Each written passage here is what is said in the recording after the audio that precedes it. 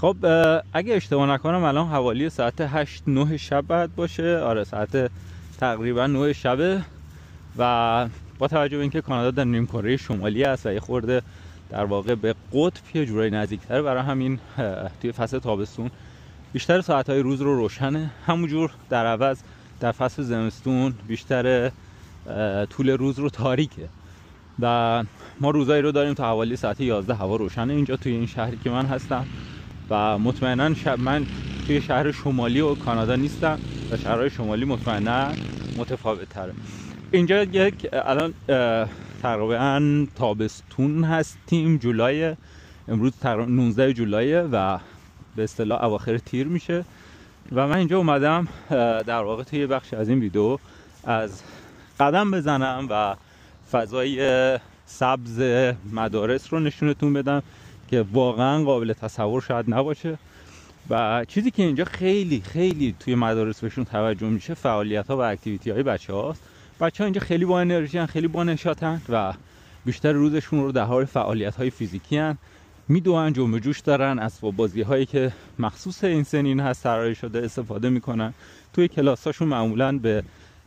رشد قدرت تجسم و تصورشون کمک میکنن، اجازه بهشون میدن که کاردستی هایی رو درست کنن یا نقاشی های متناسب با ایده هایی که توی اون فصل یا توی اون زمان خاص دارن در موردش حرف میزنن در واقع ازشون میخوان بکشن و در کنار اینها بهشون آموزش میدن در مورد مواردی در مورد شهری که هستن،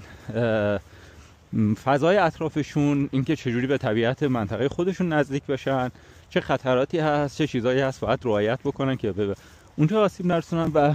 در واقع واقعیتش اینه که برای منی که عمری توی ایران زندگی کردم و الان اومدم توی کانادا، خب همه چی متفاوته، از این بابت یه جور سورپرایز برای من، ولی برای بچه‌ها عملا اینجا سطح آموزششونه که از این ابتدا میبینن یه جورایی من پدر یا مادر رو به این نتیجه میرسونیم که اصلا ظاهراً